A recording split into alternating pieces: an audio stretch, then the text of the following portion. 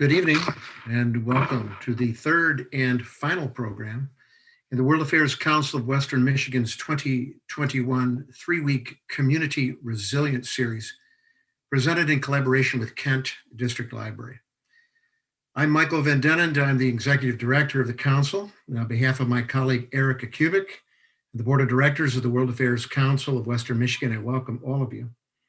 Thank you for adjusting with us as we program responsibly in this time of COVID-19. We hope you will stay safe and that you will show grace to those in your community. The Council's mission is to empower the people and organizations of West Michigan to engage thoughtfully with the world.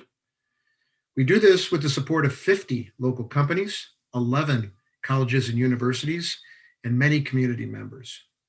Together, we seek to provide programming that is credible, objective, relevant, civil, and compelling. To change the world, we believe, one must first know the world. And you can learn more about what we do at worldmichigan.org. Tonight, we say a special thank you to our friends at Kent District Library, who annually partner with us to provide this free resource to the West Michigan community. With us this evening is Cheryl Kamiga, the Regional Manager of KDL's Kentwood and Gaines branches, and she's here to give us some words of welcome. Cheryl? Thank you, Michael. If I remember correctly, I believe our first partnership lecture series was held at the Kentwood branch library, and the attendance at those lectures really exceeded all of our expectations. We are hoping to get back to in-house programming sometime soon, but in the meantime, it is really wonderful to be able to have these online programs that people can watch at their convenience. All of us who work at KDL really miss doing those in-house programs, but the good news is that all of our branches are open full service hours once again, and we are welcoming the public back in. We have 20 branches, a bookmobile that can be scheduled, and also our central services center. Those branches are in both rural and urban areas, and so serve a whole variety of different populations with different needs. Besides our regular collections and the browsing ability we now have now that we're open, we will continue to offer our curbside services. We also have free public computers, free Wi-Fi. We have free scanning and faxing. And for the rest of 2021, we are offering free printing and copying to the public as well. Our knowledgeable staff are ready and willing to help everybody wherever they're at and whatever their needs are to the best of our ability. And we really, really look forward to seeing everyone from all walks of life back in our libraries again. And I'll turn that back over to you, Michael. Thank you, Cheryl, and thanks to everyone at KDL who's made this such a joy to put on this series every year. After our panelists present this evening, there will be ample time for questions. You may type them into the YouTube comments section, or you may text them to 616-308-6560. Please exhibit civility to our guests and hospitality to others by asking respectful and succinct questions. We are pleased to have three local government leaders, Nicole Hofert, Stephen Kepley, and Milinda Ysasi with us to talk about how responsive government contributes to community resilience. We are very grateful to them for their flexibility to engage us in this format. Our presentation tonight is titled Responsive Government Equals Community Resilience, and we welcome all three. We will start with Nicole Hofert from the City of Wyoming. Nicole is the city planner for the City of Wyoming, where she manages planning and development projects, as well as several citizen boards and commissions. Since joining the city in 2018, she has been instrumental in bringing community members together to help develop Wyoming Reimagined, the city's new master plan. Before her work in Wyoming, she was a private sector planner, advising municipalities on comprehensive and master planning after graduating from the London School of Economics with a master's degree in city design. Nicole, welcome. Thank you so much. I'm so excited to be here tonight. I was honored to be asked to join. And as I was thinking about tonight and thinking about what I'd like to talk about, I was thinking about resiliency in its early years. So I'm talking back when, as a planner, it was first kind of coming on the scene, and that was in the early 2000s. And at that time, resiliency was really about disaster mitigation. It was about responding to and kind of being able to overcome disasters. So you think about 2005 and Katrina and tornadoes that swept through the South in those following years. And at that time, resiliency planning was more of a specific, almost built environment conversation. It was about putting generators on top of hospitals on the rooftops instead of at ground level. It was about installing glass that could withstand the high winds that tornadoes experienced, and the materials that were thrown at hospitals during these events. And over time, it's evolved quite substantially. In 2014, the Rockefeller Foundation started the 100 Resilient Cities trend, we'll say, and that kind of expanded the definition of what resiliency is for cities. And today, when we talk about resilient cities, we're really talking about economic resiliency, we're talking about social resiliency, and we're talking about infrastructure. And I'm going to apologize. I have some four-legged friends in the background who are, I'm sure, barking at one of my neighbors. So, but it's so important to understand this evolution of the conversation, because in my role as the city planner for Wyoming, one thing that we talk a lot about and what was mentioned was the role in master planning or comprehensive planning, and why it's so critical for cities to undertake this type of planning. For those not familiar, master planning is something that every community has to go through. It's a requirement through the state. And in Wyoming, or excuse me, in Michigan, we refer to it as master planning, but throughout the nation, it's more commonly referred to as comprehensive planning. And I actually prefer that terminology better, because I think it really talks about what we're trying to achieve. Comprehensive planning, master planning isn't just about looking at land use or zoning. It's about looking at how your policies and economic development in housing, in park and open space development, in infrastructure development, can all be used to provide vision to the city to help achieve goals that ultimately make your community more resilient over time. It's these same practices that we saw laid out in Wyoming Reimagined, which is our newly adopted master plan. So this was a 16+ month planning process. We were lucky to do the bulk of our work prior to the COVID pandemic, so that we were able to get out into the community, have one-on-one engagement sessions, and really work to understand what are the visions of our community members, what are the desires, and what policies do we need to recommend that get implemented to achieve these. So as you read through the Wyoming Reimagined document, our master plan, you won't see a chapter on resiliency specifically. There's no direct conversation that says, to be resilient, do the following. That's simply not how planners talk about this anymore. As I mentioned, the conversation around resiliency has been since the early 2000s. It's almost just become entrenched in the way that we practice. But what you will find are policies and economic development that support diversified employment opportunities. You'll find conversations in our housing chapter about ensuring that we provide what's referred to as missing middle housing. Those are those housing types that fall in the middle of the spectrum. They're not your large multifamily complexes. They're not your single family homes. They're your townhomes, your duplexes, your quadplexes, potentially even some more unique styles of housing, like cottage courts, where you have small homes orchestrated around a larger shared open green space. Before we were having this conversation, the dogs were not running around at all, and now they can't stop. So I do apologize. But also in our master plan, you'll see conversations about transportation. Remember, it's a comprehensive document. So it's meant to talk about all facets of land use, and transportation is one of those key conversations. It's talking about investments in bus rapid transit, BRT. It's looking at how you help create and solve that last mile problem. So when someone in your community hops on a bus, and they go to their employment center and they come home, how do they get off that bus and walk that last half mile, quarter mile to their house? What does that look like? Are there bike routes in place? Are there safe and wide sidewalks? Is there good lighting? You know, these are all conversations that help lead to a resilient community. Guys,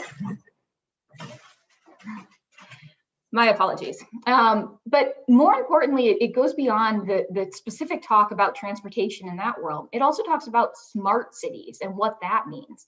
So a smart city is something that first kind of came on the scene 2010-ish, I'm going to guess.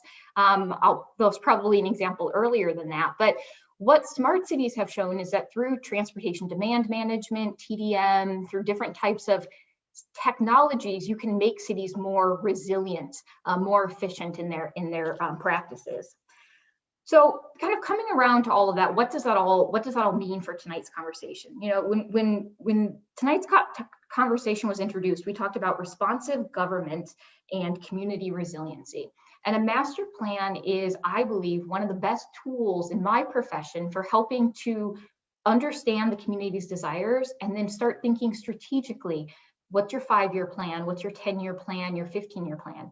And I think it's really important to note that not every city is going to have the same types of policies. Of course, there are going to be broad generalizations. You know, everyone wants to understand affordable housing. Everyone wants to work to encourage diverse economic conditions, et cetera. But what works for one city may not work for every city.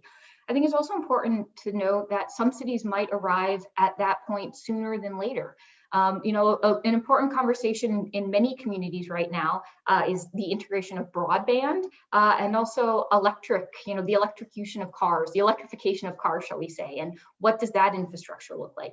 These are all conversations that communities are going to have at different levels, at different scales, and likely implement at different levels, all depending on the needs of their community. We want to be responsive to their residents, and that may mean that certain things have to progress sooner than others. But again, it's going to be different for every community.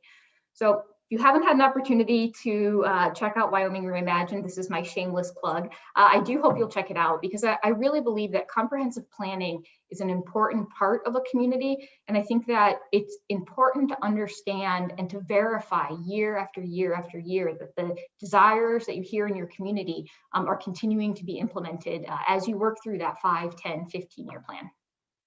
Thank you. Wow, thanks, Nicole. That is a great start. So I suppose London School of Economics, we could expect a great foundational presentation from you. Thank you so much for that. Appreciate it. We'll hear now from Mayor Stephen Kepley. He is the mayor of Kentwood, and he's been so since 2013. He serves as chairperson of the Rapid, on the executive board of the Grand Valley Metro Council, the Waste to Energy Advisory Board, Solid Waste Management Advisory Committee, and he's the CFO of Kentwood's Young Life. And if that's not all enough, he's also president of the Kentwood Community Foundation. The mayor gained valuable experience while working for Kentwood as the director of engineering and inspections and a city engineer for 11 years, along with an additional 15 years in the private sector as in manufacturing design and construction. He has a degree in engineering from Virginia Tech, and we are very grateful to have Mayor Kepley with us. Stephen, welcome. Well, thank you so much. From that introduction, I will tell you, my wife would say, I'm not bored. I'm very active, and I'll rest when I retire. So I want to approach this issue about resilient communities in 2 ways. And one is to sort of introduce the City of Kentwood's motto, and that is it's a community effort.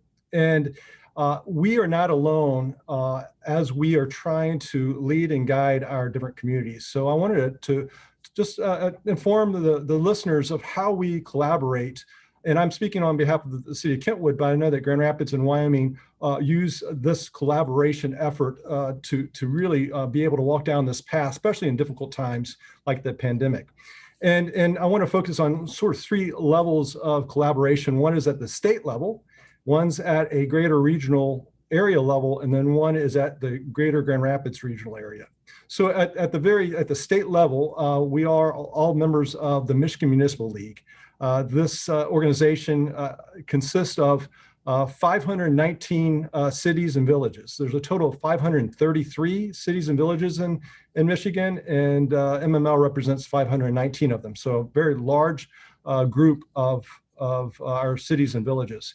And they primarily help us with legislation. They keep their eye on what's going on in Lansing and also in DC, because laws affect how we do things. I don't know how many times that we planned and pivoted during this last year. Planned about, okay, how are we going to handle the pandemic? How are we going to do all these things? We're talking to one another, we're planning, and then all of a sudden something comes out of Lansing or DC and we have to pivot. So they concentrate on legislation on the state and federal level. They also educate us on various facets of local governments, and they train elected officials to, how do you do this? You know, there probably are some classes you can take prior to be elected, but once you're elected, you know, how do you do this? And they really help elected officials just know how it works. And the third the thing that they do primarily is transformation issues, and they take them head on.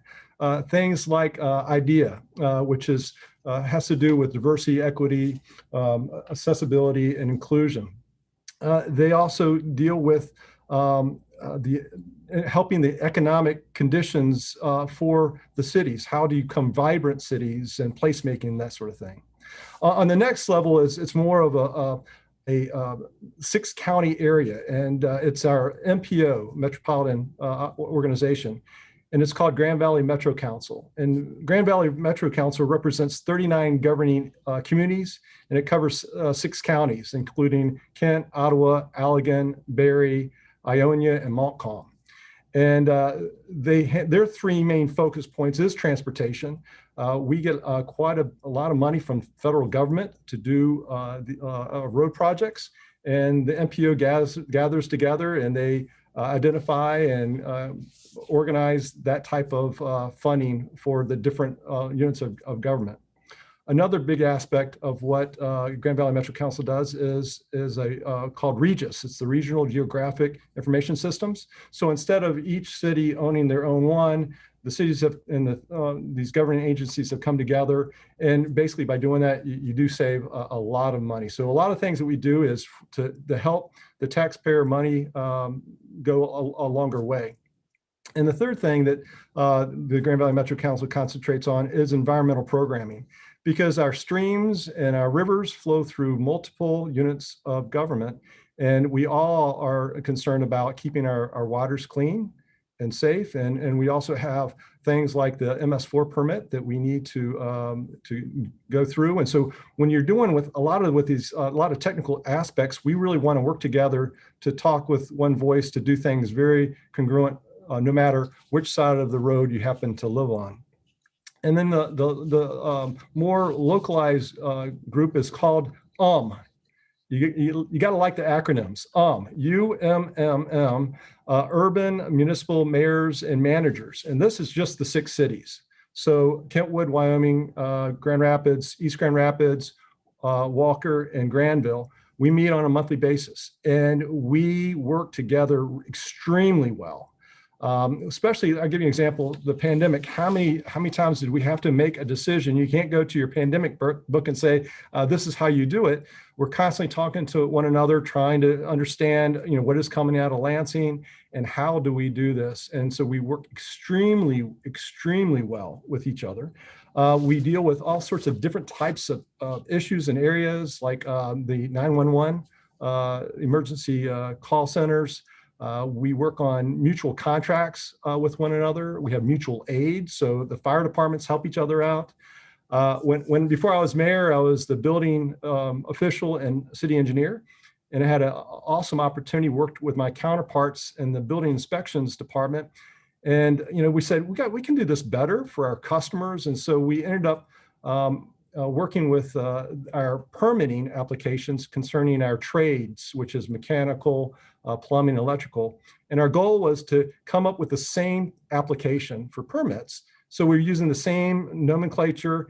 And the second goal was, could we get to the same pricing? So no matter where you were within the 3 cities, it was a common practice, and we reached those goals. And so, just trying to be customer friendly, because, when people have to come to City Hall, you want to make it as easy as possible. And if we can have a lot of similarities, it does definitely go a long way. So those are sort of the three areas that we've spent a lot of time and effort, and it does, I mean, we gain lots of value by this collaboration effort on the state, regional, and local area. So with that, I'll just share a little bit about Kentwood, sort of the visions, missions, and core values. And as I go through this, you need to understand one thing that's really, I would say, unique to the city of Kentwood. So the city of Kentwood, of course, is home to Kentwood Public Schools. And Kentwood Public School has East Kentwood High School. And East Kentwood High School is the most diverse high school in Michigan and 7th in the nation.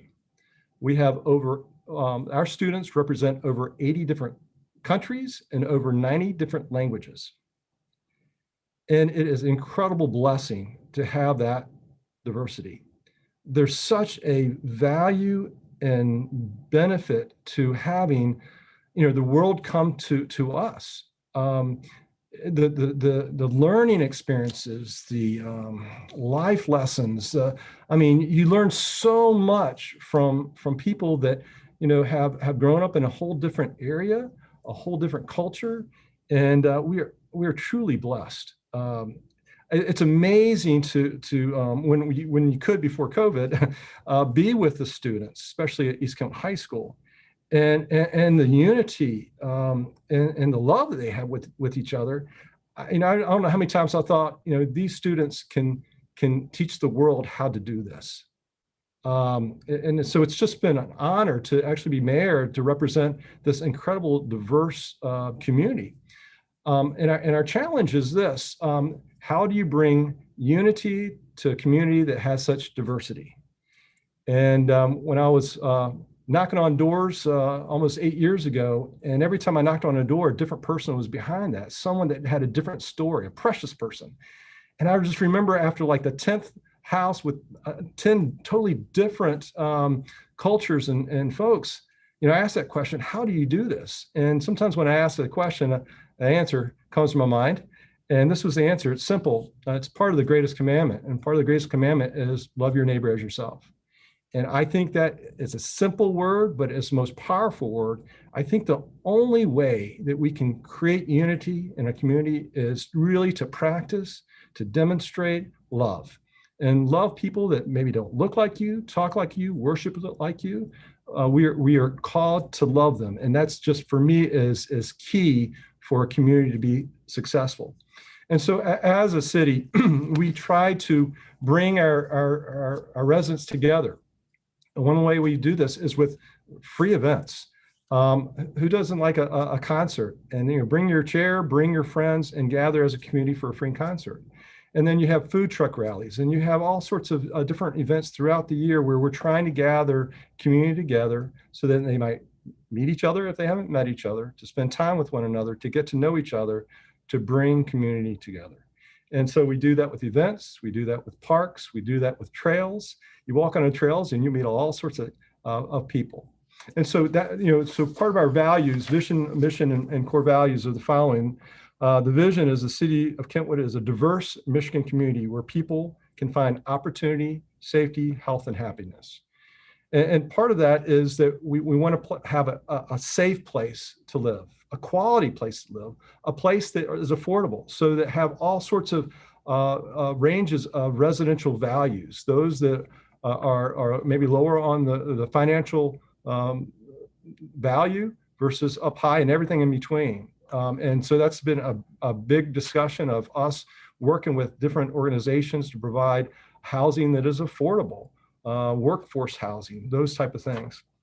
Our mission is the city of Kentwood provides high quality service to foster a thriving community for all. I mean, part of what we want to do is to provide a service and quality service, but also do it at a price point that's affordable. I'm very happy to say that Kentwood has the third lowest millage of any city over 20,000 in Michigan, the third lowest millage. And so it takes a lot of effort to provide a high quality service at a price point that is affordable. And then of course, I'll stop with this core values. I won't stop with this, got one more thing I want to share with you. But core values, extraordinary customer service, integrity, equity, communication, leadership, all those are core. I want to leave with this concerning just the diversity and the need for unity in our community. You'll hear a lot about we want to be a welcoming community. We want to welcome those that call Kentwood home, and that's great. We do. But more importantly, we want people to belong. It's a difference between welcoming and belonging. And that is our challenge as leaders here in Kentwood is, yes, we are welcoming, but we need to take the next step and we want them to belong. For me, I call it refrigerator rights. If you came to my house and I'm going to be a good host and I'm going to say, hey, what would you like to drink? And I would go get that for you. You want a Coke or milk, or you want tea or coffee? And I'll go get it. Well, I'm welcoming you into my home. Well, when you become part of the family and you belong, you have refrigerator rights. If you need something, there's a refrigerator, you go get it because you belong. And that's my goal. And our goal is to go from a welcoming community to a belonging community. And that's going to take a lot of hard work and strategic effort to make that happen. So I'll stop now. Thank you. Stephen, thank you so much. I appreciated that insight into the collaboration that our municipal governments do, and inspirational in how you talk about Kentwood's vision. Thank you. Milinda Ysasi is a second ward commissioner for the city of Grand Rapids, Michigan, which she has held since 2019. Milinda worked in human resources at Cascade Engineering, Herman Miller, and Spectrum Health prior to that, and most recently led The Source, an organization focused on reducing employment barriers and creating opportunities for mobility for employees that work for their general organizations. Just today, she started a new work. She is the new CEO of GROW, Grand Rapids Organization for Women. Congratulations to her for that. Milinda graduated from Grand Valley State University and has an MBA from Michigan State University. Milinda, welcome. Appreciate your being with us. Thank you. Thanks so much for the invitation. And, I think what COVID has allowed us is to get people in the room that sometimes our calendars in the past might not have allowed that to happen. So I'm happy to be here representing the city of Grand Rapids, a city where I was born, where my great-grandparents came here in 1949 as migrant farm workers and settled and were able to build a middle-class life for my grandparents and my parents. And so my family has a long history in Grand Rapids. This is the only place I've ever known, except for when I went to Allendale, to go to Grand Valley. And it is an honor to be the first Latina elected to the city commission here in Grand Rapids. That was in 2019. So that wasn't that long ago. And when we think about, our Nicole and Mayor Kepley have talked about, diversity and belonging. And, I think for me, it's really the representation matters, because we want all of those things. But when we have different points of view and different representation, we get a little bit closer to understanding different perspectives, and especially in city government that, being the first, not just Latina, but Latino. I worked on Commissioner Sunita Lanier's campaign. She was the first Black woman elected to commission in 2013. Again, not that all that long ago.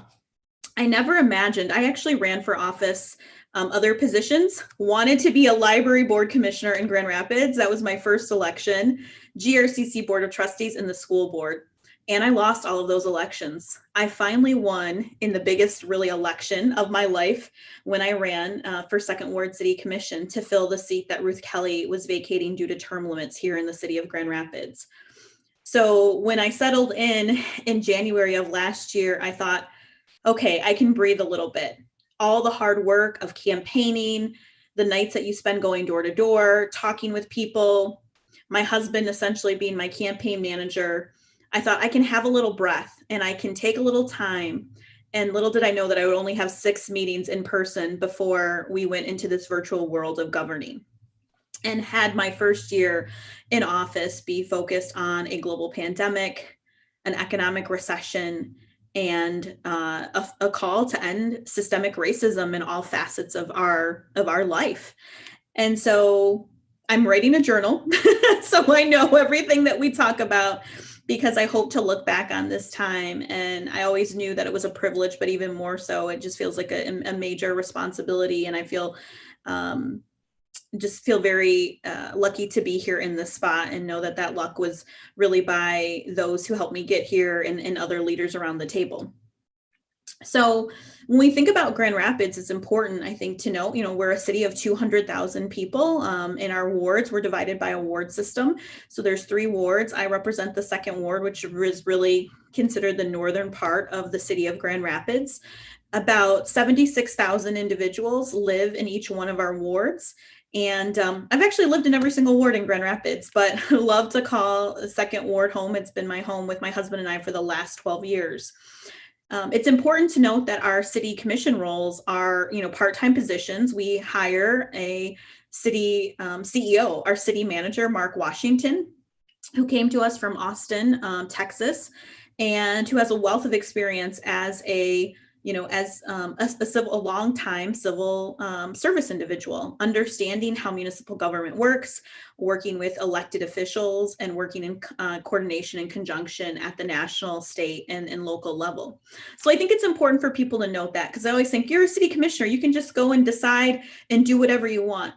No, that's not how local government works. You really are working as a team, hopefully to support your city manager to ensure that they are doing the best job and not engaging in those day-to-day operations of the city, but really providing that oversight, that guidance, the policy perspective, the legislative priorities, and, as I told the team earlier, reviewing the first book of our budget that we're going to start tomorrow.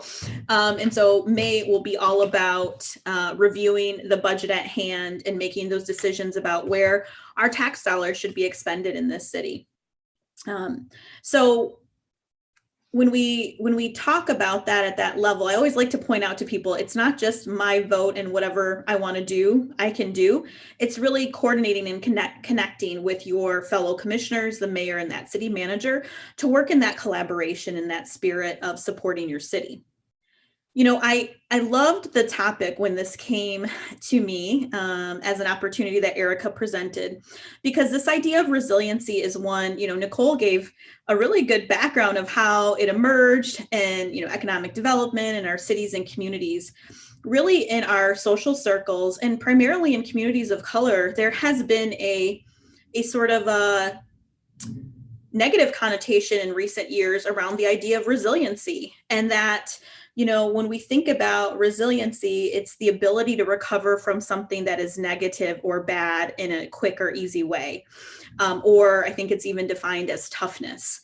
And so, the commentary I would say in the social circles is, why do we have to be resilient? Why do different communities, primarily women, people of color, Black and Brown, Indigenous people, refugees, undocumented, have to be so resilient? When we think about in our community, we know that there are many individuals who are living here undocumented, who were not able to access things like the federal stimulus. I was very proud of the work that our city government did to support what was called La Lucha Fund, to help support families that are living and working and paying other taxes in the city of Grand Rapids who did not have access to the stimulus money. And so I think it's really important to kind of say, I think resiliency, I loved the fact that it was community resiliency, because it wasn't focused on the individual. The resiliency is not just to that individual family member who may be undocumented and living on our west side of Grand Rapids, whose kids go to GRPS. It's not just about the individual who is, trying to have, upkeep with their property taxes. It's not that individual who is trying to find their first home in the city of Grand Rapids and is finding it difficult because of the increased cost to housing. So for me, I'm like, I will say yes, because they put an important word in front of resiliency, which is community. And that as municipal government, we need to think about sort of how local government was created. When it was created, it was not created to be this idea, I believe, to be welcoming, to be affirming, to recognize the diversity. It was really to, I believe, protect individuals' rights, and particularly land. And even in our city of Grand Rapids, to disenfranchise individuals to have the opportunity, to share their thoughts, to engage in city government. We used to have many wards. It's now into 3 wards. I won't get into the thoughts around that. But this idea of how do we really engage, community overall. So for the city of Grand Rapids, we have 4 legislative priorities, and I thought that that would be best to overview because, again, at our role, I am not responsible for the oversight of our biodigester that we are engaging with, that some have probably heard about, because it's an investment, right? It's an investment into how do we turn our waste into energy, and trying to view how does the community become more resilient and understand the climate crisis that we are facing in this country.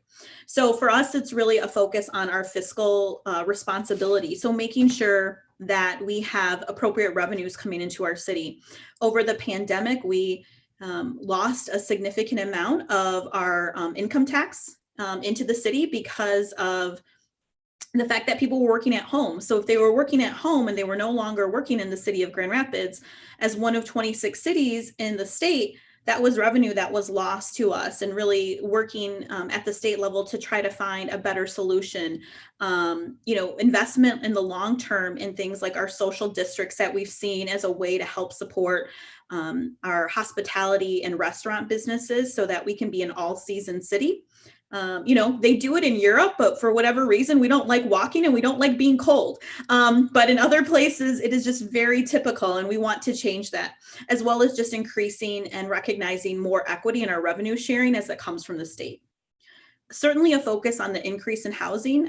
Both, Nicole and Mayor Kepley talked about that. And so last commission meeting, we had a focus on our housing fund, which we will reopen. We will look to add some additional dollars to that. There are dollars that are generated by different development that many developers and other projects are opting in to, put forth there. Hopefully with our Recovery Act dollars, there will be an opportunity to additionally invest, but also just policy pieces our Kent County Land Bank dissolved right before I became a commissioner. And so really working on legislation to say a city that is located in a county that doesn't have a county land bank, we should be allowed to do something like that to be able to add to our housing stock here in our city. Certainly a focus on public safety and what does it really mean to keep our community safe. This is a priority for me because I think it's absolutely tied into economic development. We need to look at prevention measures. Why do people engage? Why are they susceptible to engage in activity that is illegal? It could potentially be violent. For me, a focus is certainly on the reduction of domestic and gender violence that happens in our community. And then lastly is our river restoration. We are poised to have this, immense river restoration in the coming years. A lot of investment is happening right now. Our economic development department released a report last week. I think there was like a 68% increase in the amount of micro businesses that have been able to engage with the city. So then hopefully they'll be able to bid on business that comes from this, catalytic, once in a generation, maybe once in a century investment that's going to happen here on our riverbanks. So the legislation piece is just so key because the word priorities was never meant to be plural. If anybody's ever read the book Essentialism, it was always meant to be one word. But as a city, we have to balance all of those interests, those of our residents, those of our other partner municipalities in the state, our businesses, and, I think increasingly, those who are looking to potentially come into the city, as we look at how work is going to be disrupted, it's going to change how education will be disruptive and changed. And so I think the city of our future is one that absolutely has to be resilient. It has to be agile, and it has to find ways to include resident voice. So lastly, I will say that the ways that we've tried to do that is by making sure that we're not just saying we're open for business and come and see us. When people are having to experience resiliency in their own life, probably the last thing they're going to do is log on to a city commission meeting at 7:00 in the evening and hear us approve our consent agenda and then listen to 2 public hearings about, different developments that might be happening. I did, but I was a little nerd as it related to, I love West Wing. I love city government. I know there's like a new podcast that Michigan Radio has where you can actually listen to the minutes and you can listen to the active audio of our city commission meetings. But most people aren't going to do that. They're living their lives. They're trying to engage with their economy. They're taking care of their families. And so for me, and I think, and I'm proud to say our city government is not okay with just saying, we're just open and you come to us. But trying to define the community engagement tools that we use. We have a new communications leader that's also come from Austin. Very excited about his leadership, engaging in things like flash vote to get a sense in a very short term, what are people's opinions about the topics of the day. And so the first one we did was around public safety. We have a neighborhood match fund, which allows residents and organizations that aren't necessarily official to be able to access dollars for ideas that they have in their own neighborhoods around literacy, food justice, public safety, and just overall economic engagement. And then certainly being with the federal dollars that are coming from our community development block grants, looking at the different organizations who are going to expend those dollars and really see what those maximizing impacts can be. And then of course, in just a few years ago, having a parks millage that was approved overwhelmingly in our city, and I think was really a strong foresight into this year of the pandemic where we were in our homes, but really looking for ways to engage in public spaces in a safe and healthy way. So for me, this first couple of years has been like nothing I've ever expected. I have cried behind my computer screen. I've had people threaten me. I've had people praise me. I've had, my family ask me, why are you doing this? But I've never stopped believing that this is absolutely the place that I am supposed to be during this time. And so thanks for hearing more and listening to me talk about Grand Rapids, the city that I love. And I'm excited to engage in the rest of the dialogue this evening.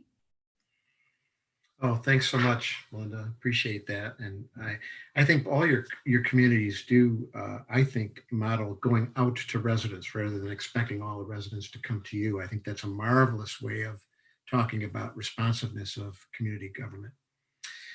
You can ask a question of our panelists by going to the comments section of the YouTube broadcast that you're listening to and type them in, or you can text them to 616-308-6560.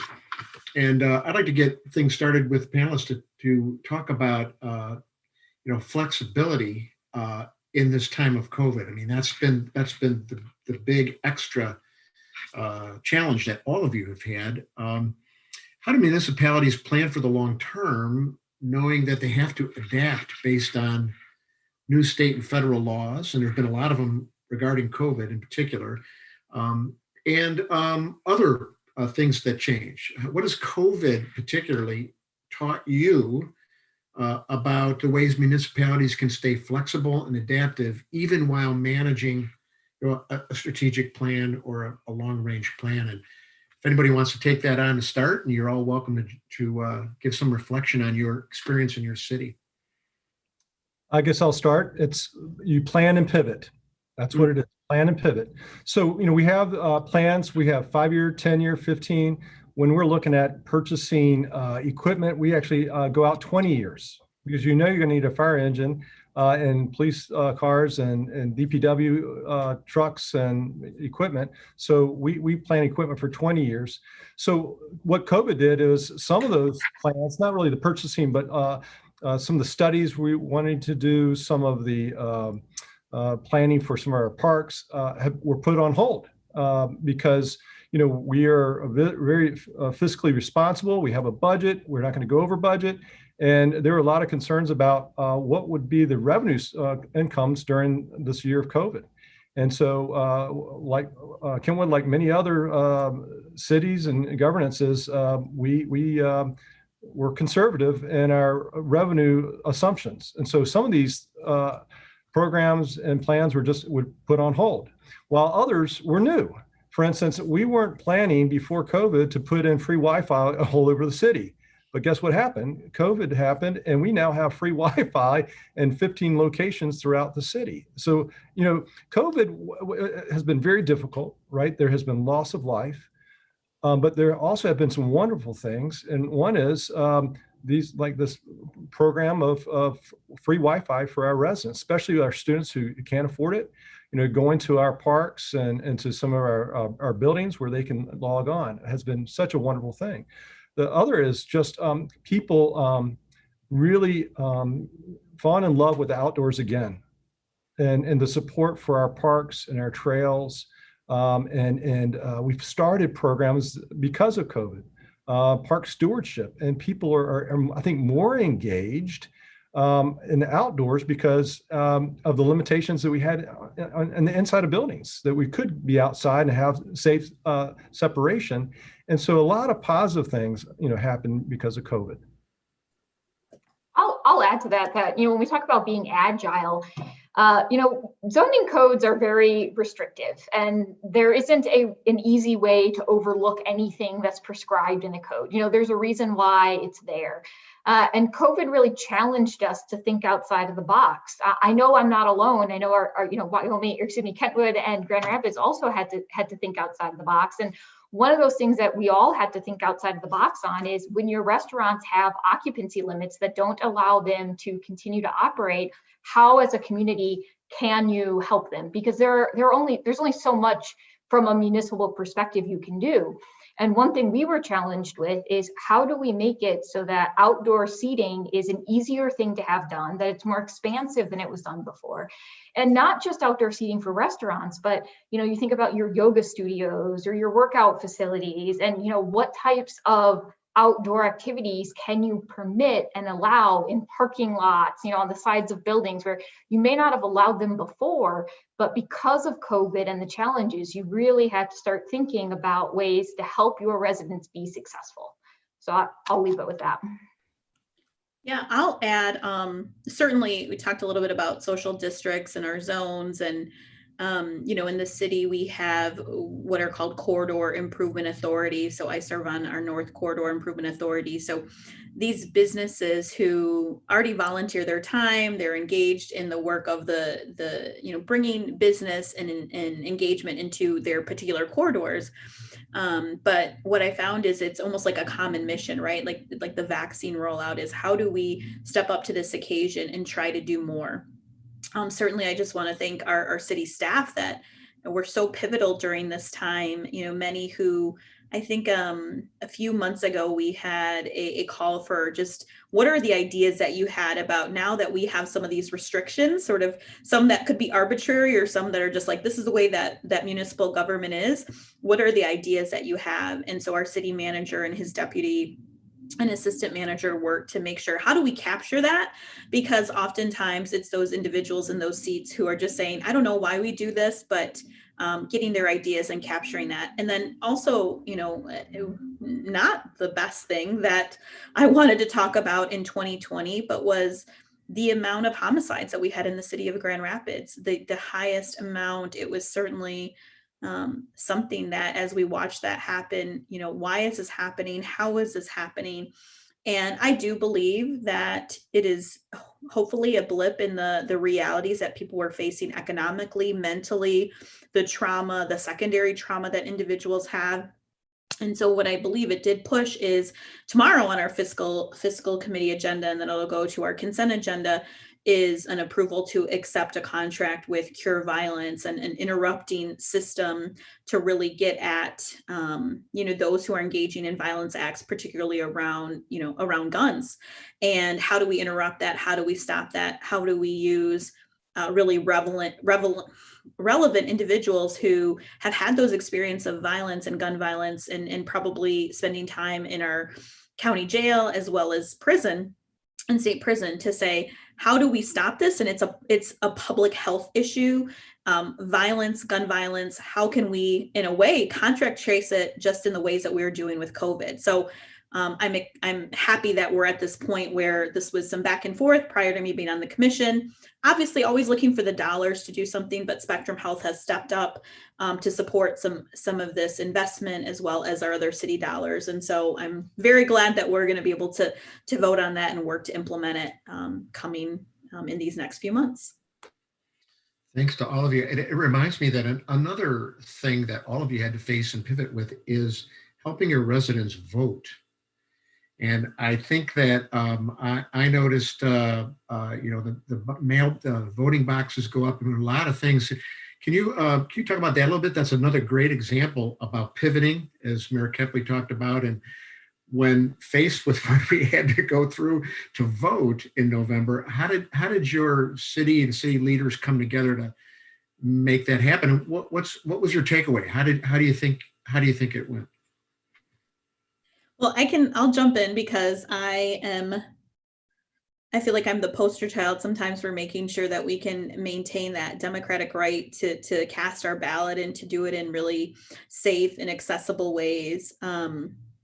I think I will have to give credit to our community partners, many like Proactive, the ACLU, other, longtime community and church groups who did things like Souls to the Polls, who worked in conjunction with our city clerk's office to say, how do we do more and better, to our city clerk who accessed other grant dollars that existed to, bring this support in our city.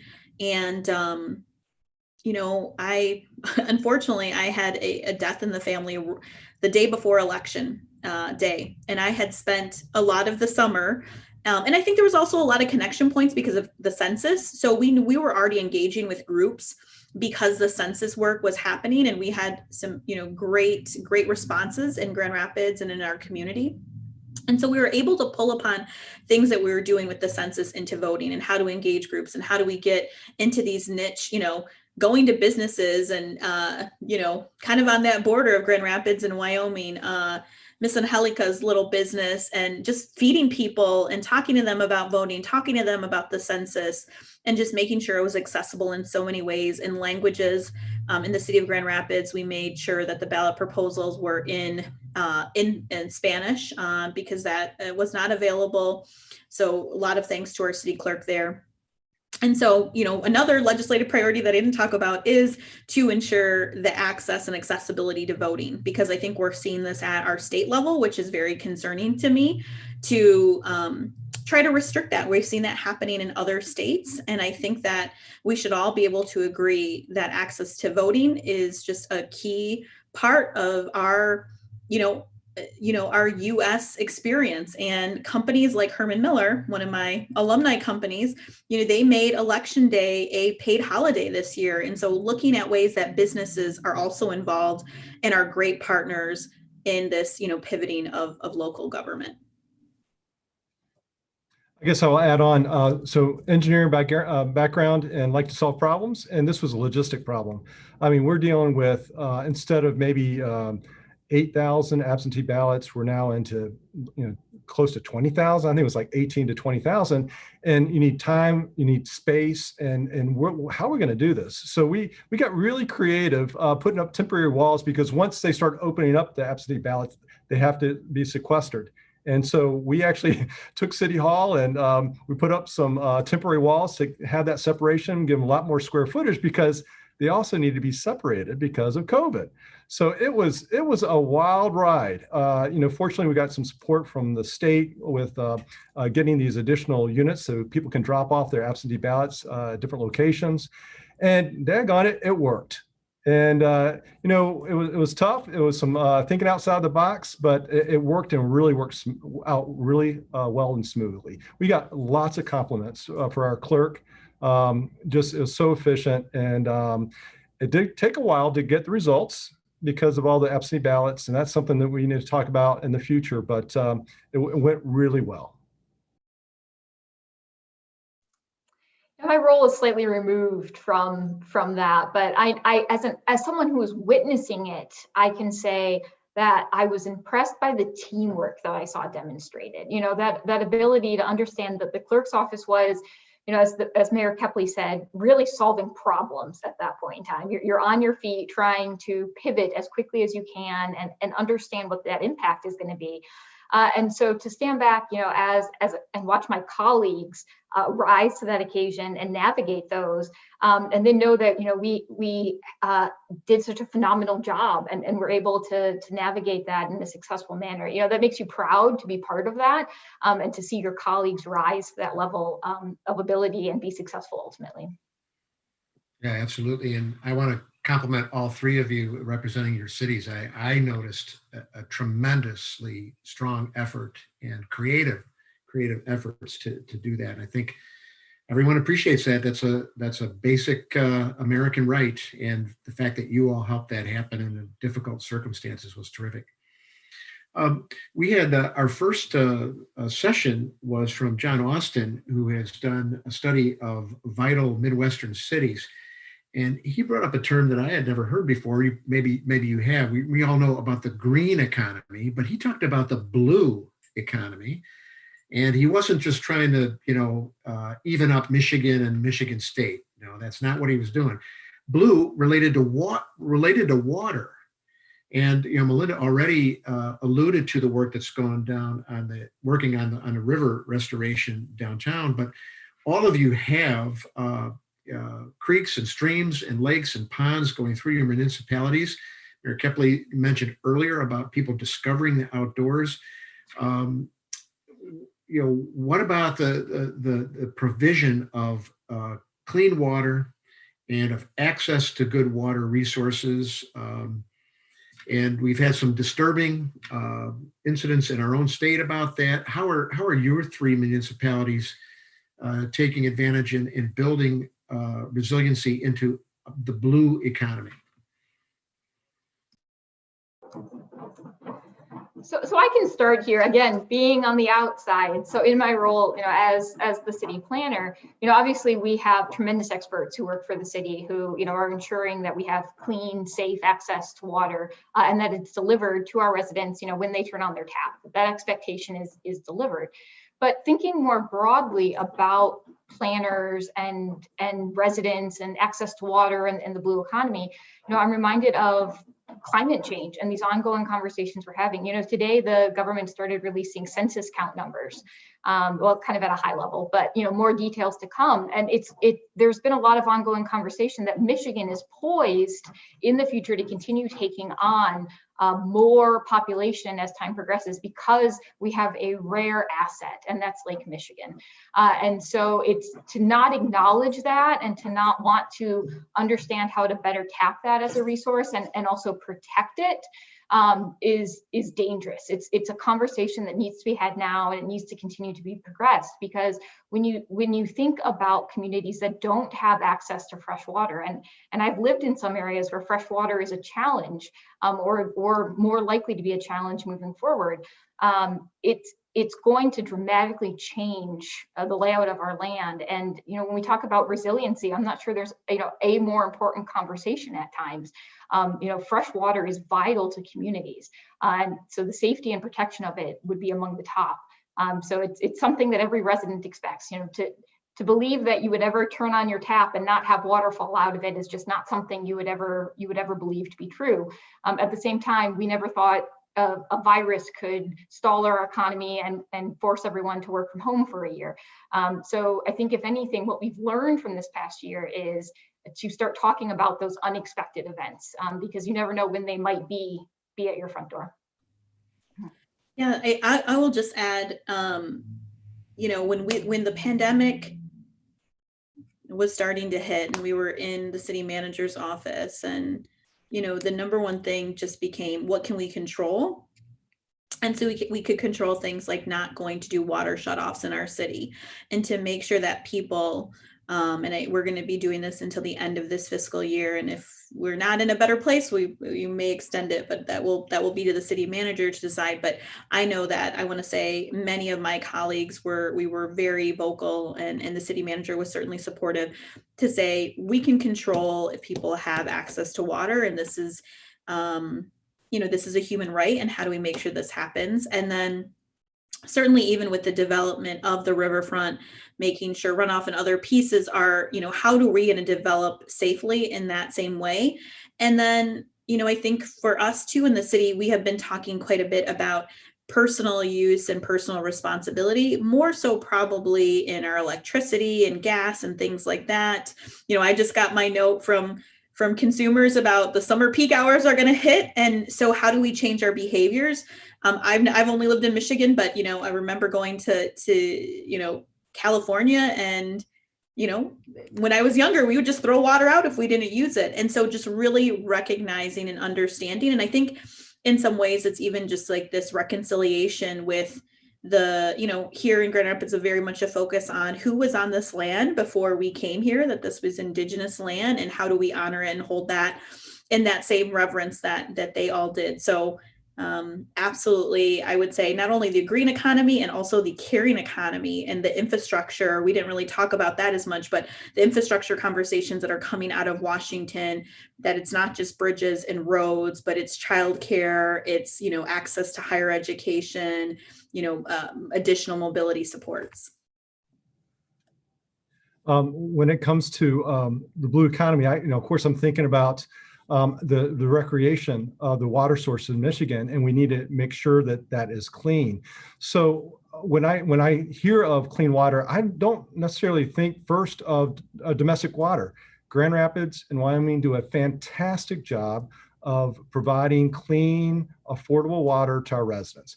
What I think about is stormwater, and that's where that MS4 permit, I mentioned that earlier about Grand Valley Metro Council, and that is the permits that we as cities have to apply for and receive from the state, where we are controlling stormwater runoff. That's really important because the pollutants from the roads, and more importantly, the erosion that can take place on the banks, creating a lot of sedimentation that really hurts the habitat. Those are the things that I'm really concerned about to really help with that initial clean water going into Lake Michigan that we're going to pump and clean and drink later on. So it's a big thing. It gets a lot of focus, definitely on the city level, to make sure that our streams and water are clean. Yeah, thank you for all that. And I think the Plaster Creek watershed, because that goes through all three of your municipalities. So I know that all three governments look at that, pay attention to that. We have some great nonprofits who are looking at that too. But what starts upstream goes downstream, and everybody's got a responsibility. So I appreciate all of your work on that. We have one last question, and before we let you go, if that's all right, and it's about a listener said there's obviously a lot of collaboration between the local city governments, and that is fantastic. And it doesn't happen everywhere, as I think a lot of you know. But what is some of the work that you do with the state and federal government? I think Mayor Kepley talked a little bit about the state, but how are your cities keeping in touch with the federal government? Milinda mentioned a couple things about infrastructure and about knowing what's coming down the line. There's some Recovery Act funds that are coming. How do your municipalities make sure you know what the federal governments might do next, and how you can take advantage of those kinds of policies? Well, Mayor Kepley mentioned, a number of things. I'll just share, certainly, our mayor and city manager being asked to be part of a different task force, National League of Cities, just other convening bodies that are bringing together individuals that are focused on similar issues. We are very lucky to have a full-time lobbyist here in our city government, Karen Farrick, who, is working very hard and interacting not only with individuals who have issues that they would like to discuss with the city, but how they also tie into our federal government. Just the other day, she was helping a local nonprofit to talk through, one of their federal CMS grants, and how we are talking about being a healthy city and why this is important. And then, I think the reality is also just ensuring, I think, that census work. We wanted to make sure that the federal government, I think today some numbers were released. I haven't had a chance to kind of view those. I know, some obviously going to probably lose some seats in our representation, but to make sure that we are communicating who is in this community, what does this community look like, how much it has changed in the last 10 years that this was done.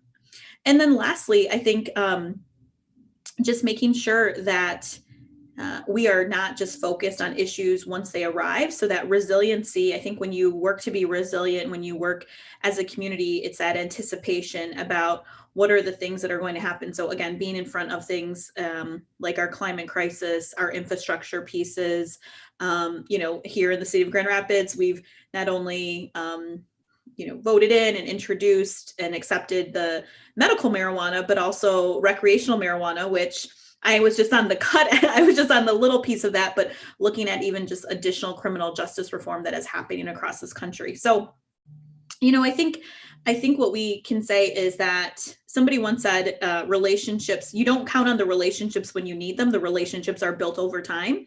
And so to make sure, that we're always sharing what we're doing as a city. And I think, a lot of that is definitely on our city manager, our lobbyists, as well as our mayor, who, represents us in a lot of different national levels.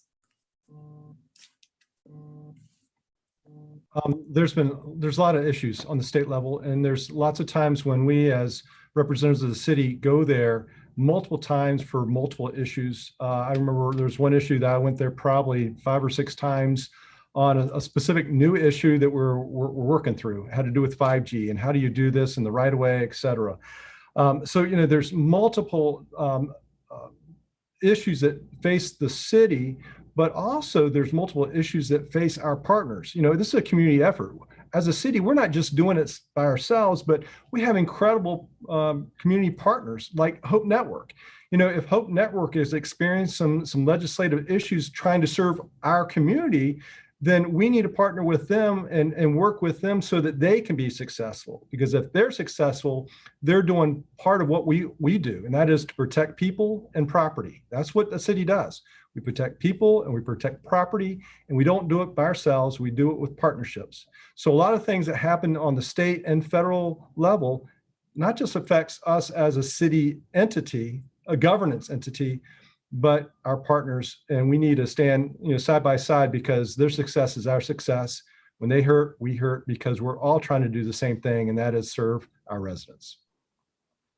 No, I think that's a really excellent point, and it kind of all brings together what I want to close on, which is I think that our 3 communities do have tremendous collaboration when it comes to projects. And one of the greatest examples I can provide right now, which is also a partnership with our local transit authority, is the Division United project.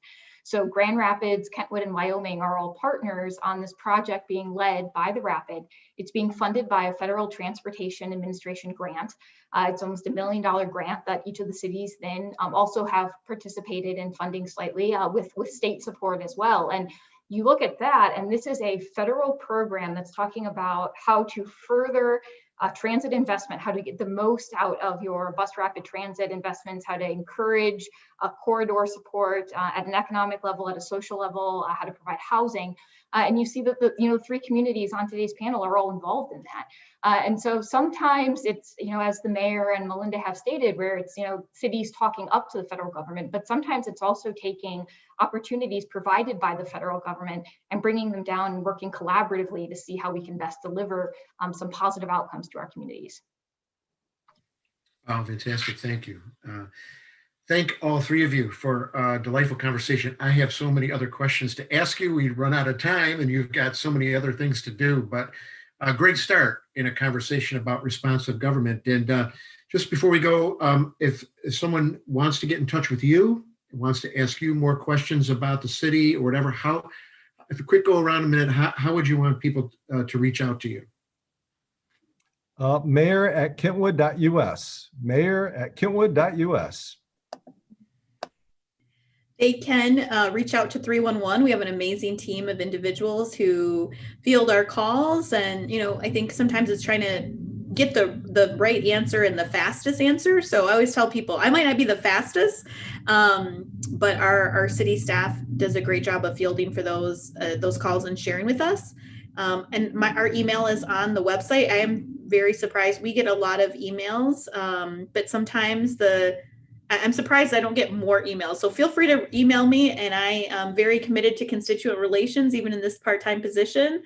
Make it a point to try to call back. And just, again, sometimes it's not even to resolve the issue, but it's to connect and to meet each other in this virtual world we're in. And thanks again for the invitation. We have wyomingmi.gov is our city's website. It has some great information and contacts. If you're looking to contact me specifically, plan_info@wyomingmi.gov. Awesome. Thank you all for being responsive to our call to you for this program and to all of your residents. We appreciate it very much. We Plan to continue providing you with programming during these days of social distancing. On Tuesday, May 4 at 12 noon is our next program. We're going to welcome the Consul General for Canada from Detroit, Joe Comartin, and Mary Scott Greenwood, who's the CEO of the Canadian American Business Council, for a conversation on Canada, the US, and Michigan, mapping the business landscape. And you can go to worldmichigan.org/WTW 2021 to register for that program on Tuesday, May 4th. Thanks to all of you for being with us. Thanks to our panelists. Be safe and be well, and let's keep collaborating.